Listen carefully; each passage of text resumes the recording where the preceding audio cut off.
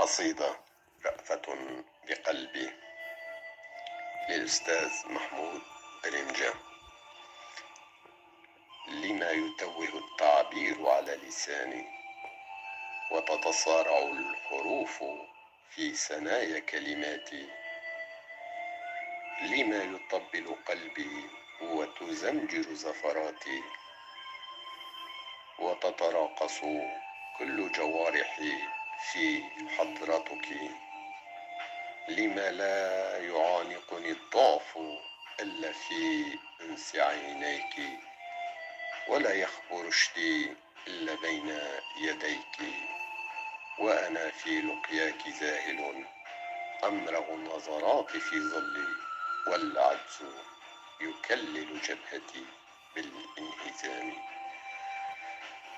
أنسج لعينيك أروع القصائد وأزكي نار الشوق في قلبي، فأطير إلى مغانيك متلهفا أطارد عقو أنفاسك، فأقتنصك لنظرة أو عناق بيد إني أهوى أمامك مقهقرا، فلا اللسان يسعفني ولا البنان لأعزف لك أنشودة حبي.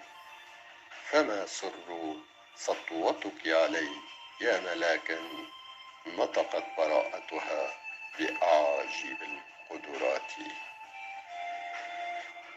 قيدني حبك وأفلج طاقاتي، قيدني حبك وأفلج طاقاتي، أتوق لتذوق لمعة عينيك، أذوب شوقا لهمس كلماتك وخفق خصلاتك في مهب النسيم، وعذوبة ابتسامتك حين تشرقين بيد إني هزيل أمامك.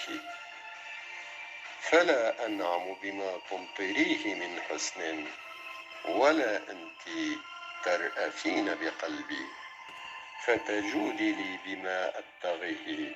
أيا قلب أيا قلب صبرا على المشقة صبرا.